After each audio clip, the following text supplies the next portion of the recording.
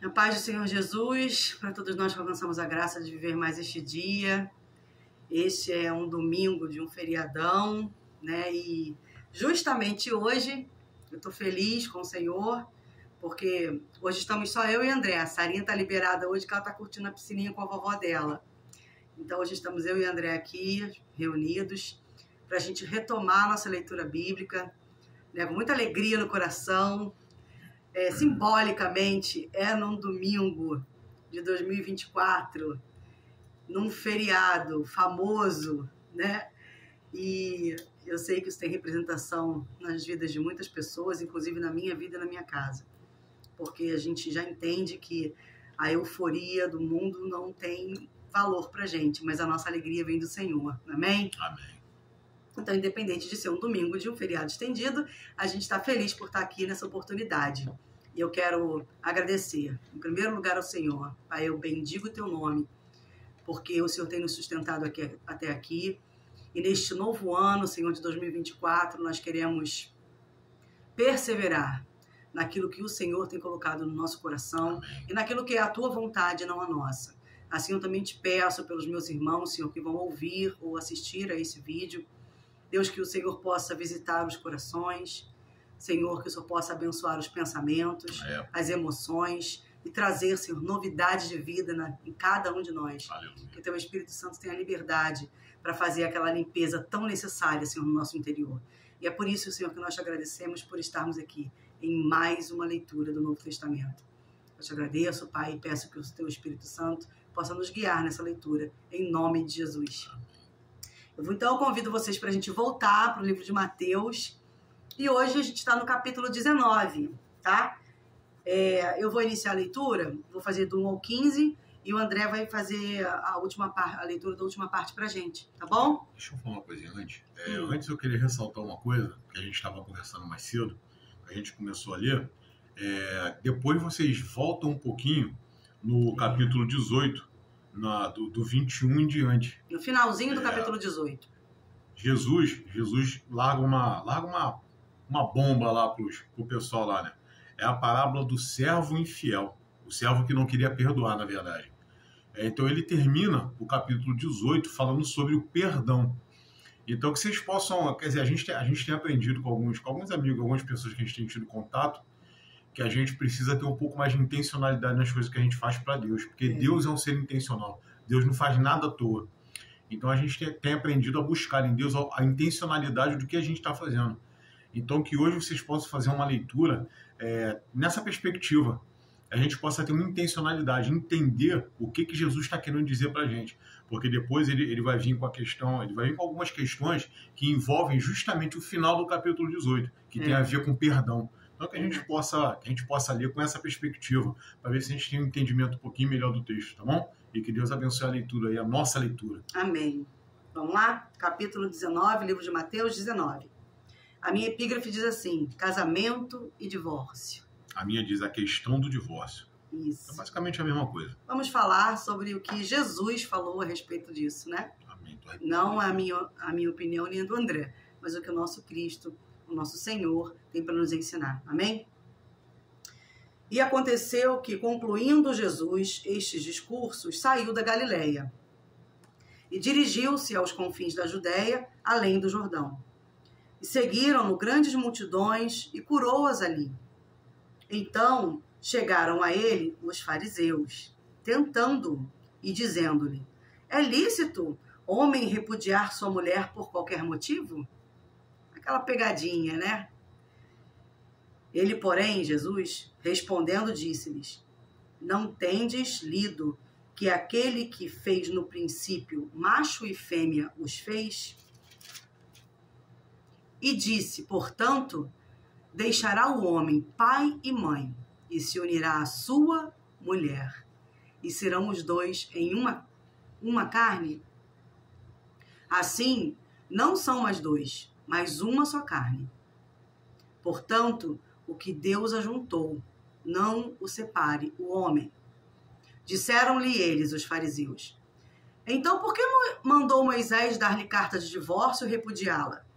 E aí Jesus responde assim: Moisés por causa da dureza dos vossos corações.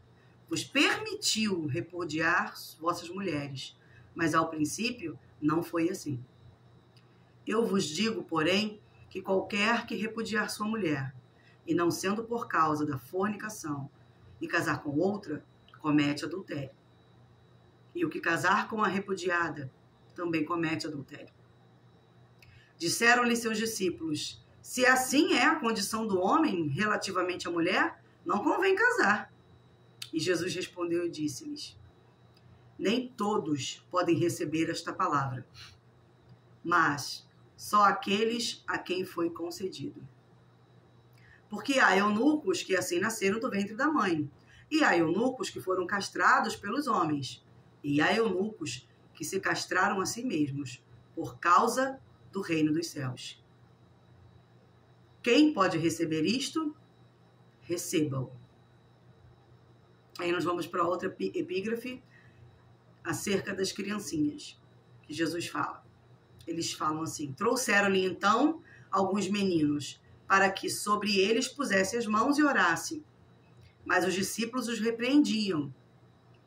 Jesus, porém, disse: deixai os meninos, e não os estorveis de vir a mim, porque dos tais é o reino dos céus. E tendo-lhes imposto as mãos, partiu dali. Aí você continua no 16, amor. A epígrafe do versículo 16 diz: o jovem rico. E eis que alguém, aproximando-se de Jesus, lhe perguntou: mestre, que farei de bom para alcançar a vida eterna? Jesus respondeu: por que você me pergunta a respeito do que é bom? Bom, só existe um. Mas, se você quer entrar na vida, guarde os mandamentos. E ele lhe perguntou: quais? Jesus respondeu: não mate, não cometa adultério, não furte, não dê falso testemunho, honre teu pai e tua mãe e ame o seu próximo como você ama a si mesmo. O jovem disse: tudo isso tenho observado. O que me falta ainda? Jesus respondeu: se você quer ser perfeito, vá, venda os seus bens, dê o dinheiro aos pobres e você terá um tesouro nos céus. Depois, venha e siga-me.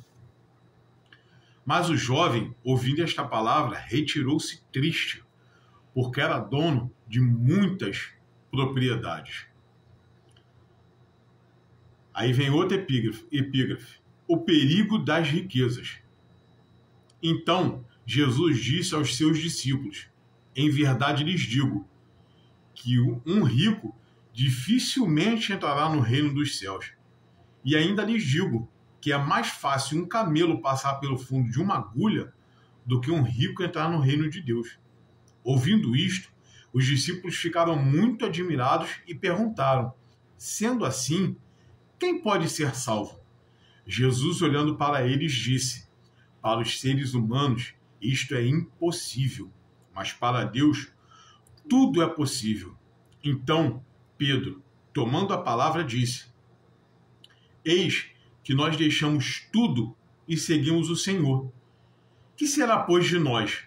Jesus lhes respondeu: em verdade lhes digo que, na regeneração, quando o Filho do Homem se assentar no trono da sua glória, vocês que me seguiram também se assentarão em 12 tronos para julgar as 12 tribos de Israel.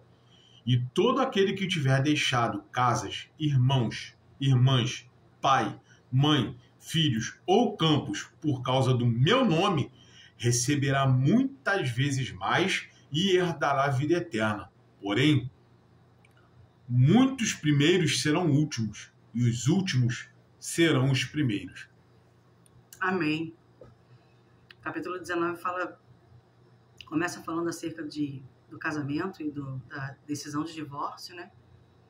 Depois fala a respeito dos corações das crianças, né? De como Jesus recebe as crianças, de como as crianças são receptivas a Jesus. E logo depois fala sobre o jovem rico, sobre a dificuldade dessa pessoa, daquele jovem, de abandonar a riqueza. Sim, eu anotei umas coisinhas que para mim saltaram aos olhos, como a gente fala, né? Que para mim, tiveram importância nessa leitura. Eu vou ser bem breve, né? A gente está retornando hoje, pela graça de Deus, eu estou muito feliz por isso, para a gente poder perseverar. Porque não é por causa de uma dificuldade, ou 2, ou 3, ou mais, né, que a gente tem desculpa para parar. A gente só tem que vencer as dificuldades e encontrar uma forma de retomar aquilo que de fato, de verdade importa. E isso vale para tudo na vida, né? E isso também vale para nossa leitura da palavra de Deus. Amém? Então, eu anotei assim, em Mateus 19, eu anotei sobre o que o André falou lá no início, que é do finalzinho do capítulo 18, né? Sobre a prática do perdão. Porque todos os relacionamentos, eles vão testar a nossa fé em algum momento. E o casamento não é diferente, né? E um casamento sem perdão é inviável. Inviável, porque às vezes o perdão é necessário diariamente, tem fases do casamento que o perdão é necessário uma vez por ano, que seria uma maravilha, mas geralmente nas fases mais simples do casamento, né, nas mais comuns, a gente perdoa diariamente, um ao outro, né? E essa é uma decisão que o cristão toma em relação ao casamento, né? Então, sem perdão, fica difícil estabelecer qualquer tipo de relacionamento. Posso fazer um comentáriozinho? Pode, amor. Quer dizer, eu posso ler um versículo que você comenta? Pode. No final do capítulo 18, eu vou ler os dois últimos versículos. Diz assim, ó: indignando-se, o Senhor entregou aquele servo aos carrascos, até que lhe pagasse toda a dívida. Assim também o meu Pai que está no céu falar com vocês, com a gente. Se do íntimo não perdoarem cada um ao seu irmão. Ele está dizendo aqui que o devedor, porque a história é a seguinte, a história é um servo que devia a outro servo que devia um rei. Então, o rei perdoou o servo que devia o rei, e o servo que devia o rei não perdoou o servo que devia a ele. Pois é. E a dívida era muito menor. Ele era recebeu 10% da dívida. Ele recebeu o perdão do rei, e não quis mas perdoar não quis perdoar. Aí o que o rei fez quando soube que ele não perdoou a dívida do outro? Ele pegou o que devia a ele, prendeu o cara até que a dívida dele fosse paga. Gente, justo, né? Qual é a dívida que a gente tem com Deus? Sabe qual é a dívida que a gente tem com Deus? É a vida. Toda a nossa vida. A nossa vida. Então, assim, eu entendo que ele está dizendo assim, se vocês não perdoarem, vocês serão lançados no fogo do inferno e viverão um eterno tormento. Se não perdoarmos, não temos perdão de Deus. Se a gente não perdoar, como diz não temos o perdão de Deus. Como diz a oração do Pai Nosso. Pai, perdoa como nós perdoamos. Se a gente não perdoa, o Pai não vai perdoar a gente. Pelo menos a Bíblia está dizendo aqui, tá? Não sei o que eu estou dizendo, não. É uma relação de consequência, né? É isso aí. Não tem escapatória. Essa é a lei de Deus. Você perdoa e é perdoado. E independente do nível de relacionamento, mas aqui a gente está falando a respeito do casamento, né? Em todos os níveis de relacionamento que a gente tem na vida, filhos, amigos, irmãos, familiares, né? Não importa. Se não for permeado pelo perdão e pela compaixão, a gente está fugindo daquilo que Deus tem nos instruído a fazer e aquilo que nos levará a ter uma vida com Ele, né? Na eternidade. Então, não vale a pena. Não vale a pena ser guiado pela emoção e pelo sentimento de orgulho. Vai valer a pena, sim, perdoar, praticar o perdão, para um dia a gente encontrar com Deus na eternidade, naquela que é a nossa maior recompensa, que é a vida eterna, né? Aí eu anotei, assim, sobre essa prática do perdão, anotei também a respeito quando fala das criancinhas, né, dos meninos, deixarem vir de mim, porque dos tais é do reino dos céus. E aqui... mas é porque está falando que a gente tem que ter um coração igual da criança. Não é só o coração. A gente tem que ter a receptividade da criança. Né? Porque quando uma criança conhece um amiguinho novo, ela não chega para o amiguinho novo perguntando qual é o seu defeito? O que você fez de errado? E nem tem um relacionamento de interesse. Ela chega com o coração aberto, disposta a fazer com aquele amiguinho novo, passe a integrar faça parte da vida dela, né?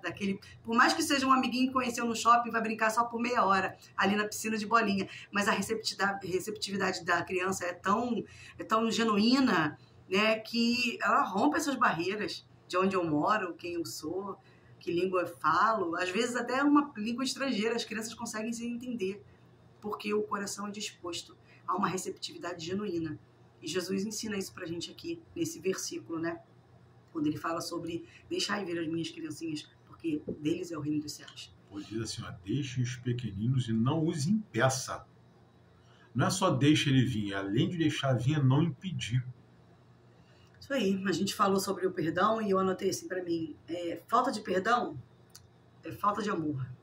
Falta de amor é desobedecer a Deus.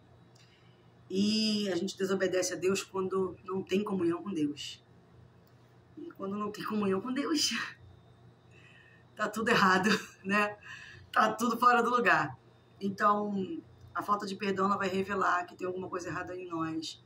E se a gente olhar para dentro e permitir que o Espírito Santo venha falar ao nosso coração, a gente pode ser curado. E sendo curados, a gente consegue liberar perdão e também aceitar o perdão, né? Nos perdoar a nós mesmos também, mas principalmente sermos capazes de perdoar aqueles que nos têm ofendido. Eu cheguei a anotar assim também.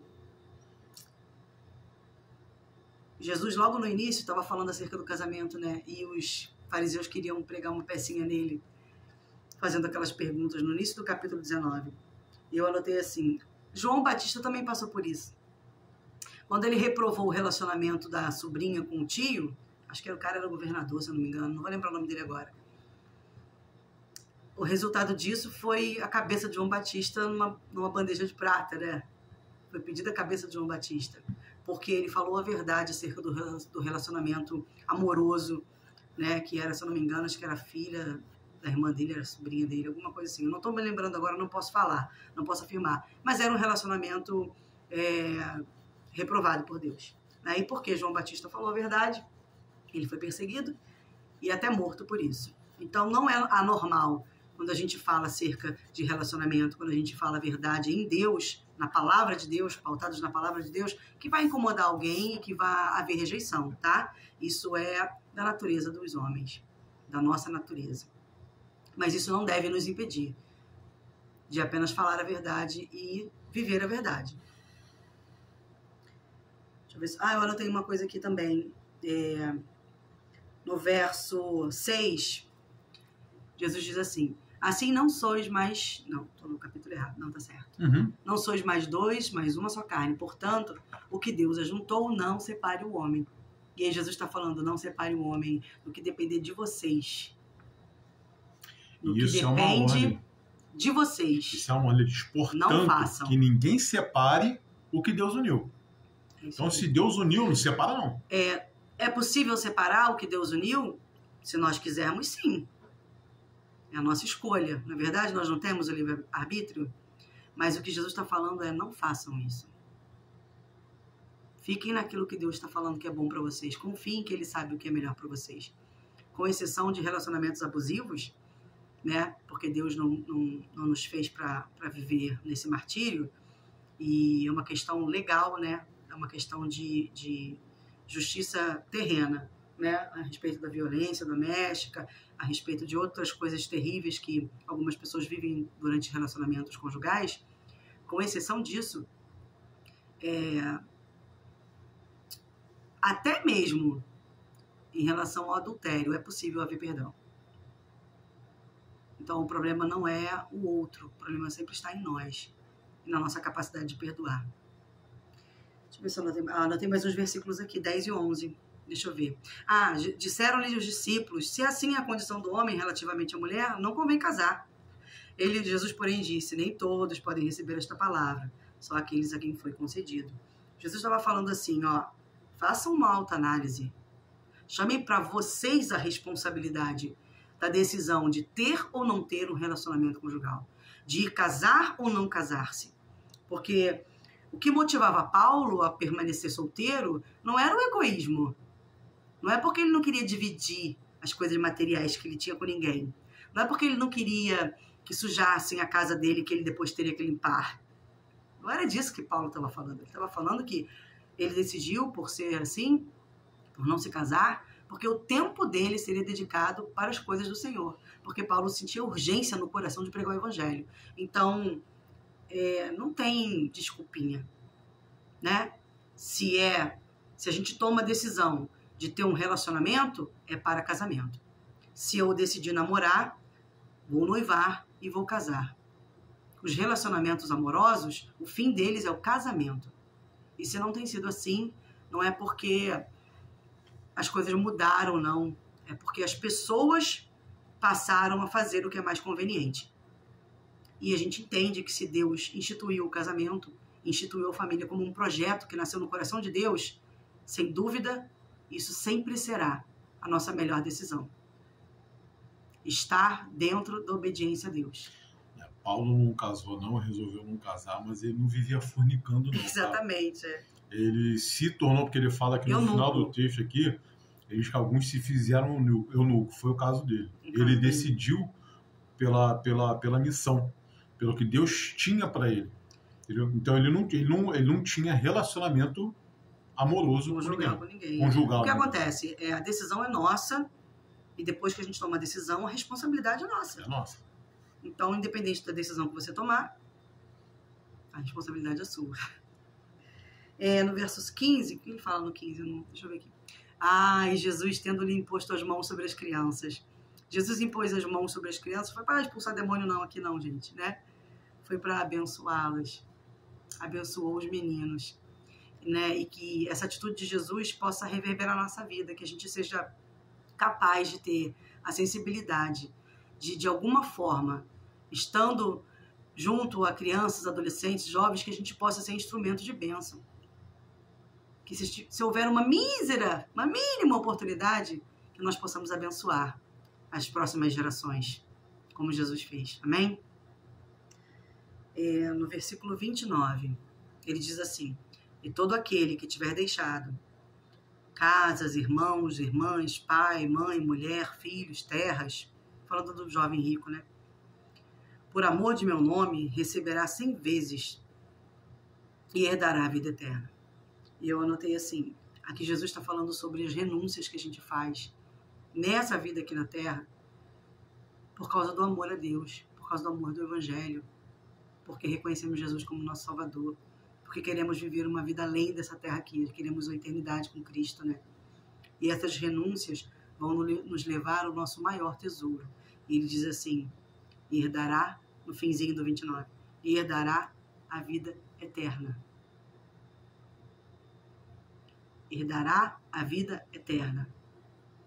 Isso aqui devia bastar pra gente, né? Onde que diz isso? É verso 29.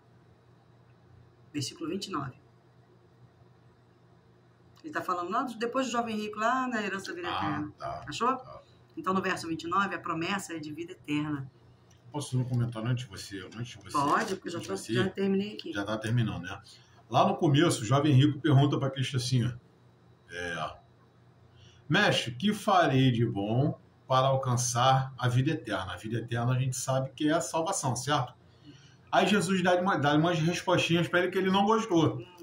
Só que se a gente for lá para a continuação de O Perigo das Riquezas, olha o que fala aqui, ó. Ouvindo isto, os discípulos ficaram muito admirados e perguntaram, sendo assim, quem pode ser salvo? Jesus, olhando para eles, disse, para os seres humanos isto é impossível, mas para Deus tudo é possível. Gente, então olha só, a gente não conquista a vida eterna se desfazendo de bens e dividindo o que a gente tem. A gente não conquista a vida eterna simplesmente desse jeito. Existe algo além do doar. Isso até pode fazer parte, né, do nosso processo. Para algumas pessoas faz porque parte do processo. A questão toda é o que a gente cansa de falar aqui. A questão toda está na intenção. Do coração. Do coração. Por que você está fazendo? Para que você está fazendo? Entendeu? E o que Deus sonda, a palavra diz pra gente, que Deus sonda o quê? O coração. Então, se no nosso coração não existe a intenção de fazer para fazer o bem, por exemplo, não funciona. É melhor nem fazer. É melhor que nem faça. Então, o que ele está dizendo isso? Porque para a gente é impossível salvar. Não tem obra que a gente faça que vá nos dar salvação. Nós não vamos merecer. Não existe. A gente não vai merecer nunca. Verdade. É graça, é pura graça e merece a misericórdia. A morte a gente merece. A gente merece, pedir lá, né? É a morte. Então, não adianta. Se não tiver a intenção do coração e tiver debaixo de uma ordenança de Deus para fazer o que você tem que fazer, o que Deus te ordenou para fazer, com o coração disposto a fazer, de verdade, a maioria dos milagres que Jesus opera, se vocês prestarem atenção, ler um pouquinho antes, fala assim, e Jesus, movido por íntima compaixão, fez alguma coisa, curou, o que seja, o que ele fez, milagre. Íntima compaixão, gente, não é compaixão. Compaixão é uma coisa, íntima compaixão é outra. É outro nível, Jesus. Íntima compaixão é como se fosse com você. Quando diz assim, movido por íntima compaixão, eu estou sentindo aquela dor. Aquilo está me incomodando como incomoda ele. Isso é íntima compaixão. Então, enquanto a gente não fizer as coisas com essa intencionalidade, entendendo que a gente tem que ser movido por íntima compaixão pelo próximo, principalmente quando é corpo, quando faz parte dos membros da igreja, do corpo de Cristo, é melhor nem fazer. Abre mão. E pede a Deus para te dar um coração novo. Amém. Um coração de carne, ele fala aqui das crianças aqui, ó. Eu até ia comentar isso. Ele fala das crianças aqui. No meio disso tudo, ele enfiou umas crianças aqui no meio. Por que será? Por que será, né? Por que será, né? Ele fala que das crianças é o reino dos céus. Por quê? Porque a criança tem esse coração. Se você ver, eu tô falando da criança mais nova, porque tem criança que já é educada pelos pais, que não quer dividir nada, não quer fazer nada, tudo é dela. E a corrupção vem da gente, isso, né? Não vem das crianças. A gente acaba educando algumas crianças e acaba corrompendo as crianças. Mas a criança é pura. Se chegar uma criança e ela tiver com alguma coisa, ela vai dividir. Eu tô te falando isso porque eu já fiz alguns testes de brincadeira com algumas crianças. Pô, divide comigo, divide ele sempre comigo. faz, Cara, a criança divide. A criança vai fazer. E não vai fazer porque você é bonitinho, não vai fazer porque você é legal. Não nada disso. Vai fazer porque ela tem um coração puro. Ela quer pura e simplesmente fazer algo por você, quer dividir alguma coisa com você, quer curtir um momento com você. Ela não vai desperdiçar a oportunidade. Outro exemplo bom para quem tem pet. Preste atenção na postura do seu pet, do seu cachorro. Principalmente o cachorro, porque eu sempre tive cachorro, eu nunca tive gato, outros animais. Então, se você prestar atenção na atitude, na postura do cachorro, você vai entender mais ou menos como a gente deve ser. Que a gente deve ser como um cachorro. Bateu, tá bom, chegou, eu vou abanar o rabo e vou pra cima de novo. Me deixou sozinho um tempão. Tô nem aí, mas quando voltar é aquela festa. Eu tô feliz do mesmo jeito. Né? E é assim que a gente tem que ser. O problema é que a gente tem deixado o mundo moderno, a contemporaneidade, e o hedonismo, né? Subverter o nosso coração. A gente tem sido deformado e a gente nem tem percebido. Porque a coisa tá tão comum que parece que é normal. A gente tá que o normal é esse. Com nós mesmos, E não é. O normal não é esse. O normal é a gente amar a ponto de dar outra face. É de não dar só a capa, dar também a túnica. Não é andar uma milha, é andar 2. A gente tem que aprender isso e que o nosso coração possa estar preparado para isso. Eu acho que isso hoje é a nossa maior dificuldade. É ter um coração disposto, preparado para que a gente possa cumprir o que Cristo manda na palavra dele, que é esse id que é simplesmente ter um relacionamento, eu me dar bem com ela se dá bem comigo. Assim como Deus quer ter um relacionamento conosco. A gente amar um ao outro, eu e outros irmãos, outras pessoas. É claro que às vezes é difícil porque às vezes a gente tem problemas. Todo mundo tem. Eu tenho as minhas questões, vocês têm as de vocês, ela tem as delas.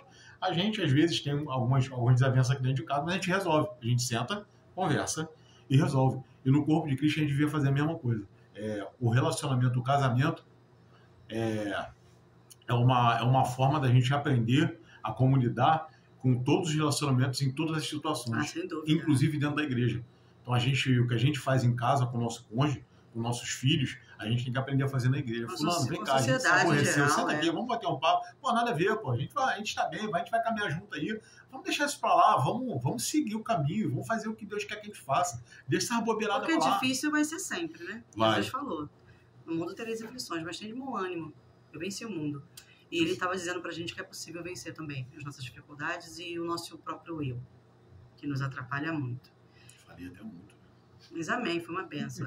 O que acontece? O jovem rico, o problema... Jesus não está falando sobre o problema de ter dinheiro, não, gente, nem de ter riquezas. O problema, como o André falou, é o coração. O problema é amar as riquezas acima do que mais importa, que é Deus. Então você pode ter prosperidade, Deus é provedor nas nossas vidas, né? Mas que o nosso coração só tenha um Deus, só tenha lugar para um Deus. E que esse Deus não seja mamon. Sabe qual é uma forma de Deus testar o seu coração? Uma delas, não vou falar agora, não devia falar não, mas eu vou falar. Fala, É o dízimo e as ofertas. É verdade. Essa é uma forma de Deus dizer assim, ó, quero ver onde está teu coração agora. Se está no dinheiro que eu te dou todo mês, teu salário, teu pagamento, ou se está em mim. Em quem que você confia? Você confia no dinheiro que você tem ou confia no Deus que te provê? Porque Essa Deus é a questão. instituiu os dízimos e ofertas, né? Para nos dar a oportunidade. É isso. Oportunidade de participar, de ter alegria, de devolver para Ele uma pequena parte de tudo que Ele tem nos dado. Se a gente não entendeu isso ainda, é porque talvez a gente esteja amando as riquezas da terra. Ó, dízimo, a gente já chegou ao entendimento aqui, eu vou passar o entendimento para vocês. Dízimo, a gente não está dando nada para Deus, não. Sabe o que a gente está fazendo? A gente está devolvendo 10% dos 100% que Ele deu para a gente. Aí sabe o que ele faz? Ele ainda dá a graça e a misericórdia da gente usar 90%. É verdade. Sabe o que a palavra diz para a gente? Tudo é dele, por Ele e para Ele. Então, o dinheiro que bate na sua continha todo mês, não é seu não, é dele, tá? Basta lembrar, né? Que Ele nos dá saúde para trabalhar. É isso aí. E vamos ficar por aqui em nome de Jesus? Vai começar. Vai virar um culto, vai virar culto. Eu quero agradecer a Deus e o Espírito Santo de Deus pela nossa leitura de hoje. Peço que o Senhor nos ajude para a gente perseverar nessa leitura. Amém. Nos outros capítulos, né? Enquanto Deus quiser. Nós queremos estar aqui dispostos para fazer. E compartilhar com vocês, tá? Eu esqueci de pedir, mas se puder curtir o vídeo, compartilhar com as pessoas que você ama, se você achou que a gente pode ser instrumento de bênção na vida de mais alguém, ou se alguém está precisando de entender, tentar fazer uma leitura bíblica, mas está muito sozinho, não sente ânimo, né, para isso, e a gente puder ajudar de alguma forma com essa leitura, mesmo que seja assim, uma coisa casual, pode enviar, pode compartilhar, a gente agradece, tá bom? E Deus é quem sabe.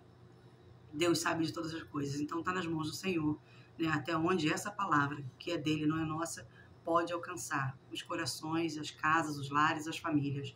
Eu creio assim e sei, porque eu vivo, e sei, sou muito grata pelo que Deus tem feito na minha vida, na minha família. Amém. Né? Por tudo que Deus tem nos concedido e por quem Ele é nas nossas vidas. Isso é o mais importante. Deus é então, quero agradecer ao Senhor por tudo, pedir que o Senhor nos abençoe ainda nesse feriado que tem por aí, né? Que tenhamos dias de muita alegria, tenhamos dias de muita comunhão, né? De repente, aqui em casa a gente já está preparando, é um tempo de fazer uma sobremesazinha com mais calma, né? É muito bom ter tempo para a família, né? Que a gente possa aproveitar esses dias com as nossas famílias em casa, ou quem pôde passear nos passeios, né? Que Deus nos guarde e nos livre do mal. E que nós possamos colocar um escudo no nosso coração, para que nada contrário à vontade de Deus venha se estabelecer, né, dentro do nosso coração, em nome de Jesus. Amém? Amém. Vou ficar por aqui. Quer falar alguma coisa? Eu quero falar assim, deixar só uma última coisinha aí, que a gente possa, nesse carnaval, viver um espirival. Em vez de festa da carne, que a gente faça uma festa do Espírito. E que Deus derrame sobre a nossa vida, sobre a sua vida, a minha, dela. Em nome de Jesus. E derrame as bênçãos de Deus e que o Espírito possa ser conosco. Em nome de Jesus. Essa Amém. é a oração nessa tarde. Antes de eu dar um beijinho... Espirival. É bobo. Antes de eu dar um beijinho, deixa eu anotar uma coisa que eu falei aqui no final e esqueci de falar para vocês. Botei até uma estrelinha aqui para mim. Esteja disposto a ser censurado e perseguido, por saber que a sua vida tem aprovação divina. Fica de boa, fica tranquilo. O que importa é agradar ao Senhor, tá bom? Amém. Gente, um beijo. Fiquem com Jesus. Fiquem com Deus. Paz do Senhor.